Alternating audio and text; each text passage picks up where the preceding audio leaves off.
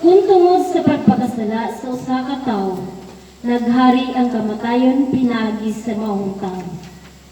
Labi pang maghari kadtong nakadawat sa madagayawong grasya sa Dios ug sagasa sa iyang pagkamatarong pinaagi kang Kristo. Busa ingon nga magpakasala sa usa ka tawo, mao'y mahimong hinungdan nga silutan ang tanan. Pinaagi usab sa matarong buhat sa usa ka tawo maluwas ug makabaton sa kinabuhi ang tanan.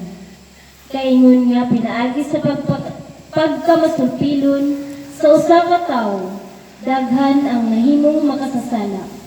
Pinaagi usab sa pagkamatinumanon sa usa ka tawo, daghan ang gihimong matarong sa Dios. Gihatag ang balaod aron mudugang ang kalapasan. Apan dili midaghan ang sala, labaw pang midagaya ang grasya.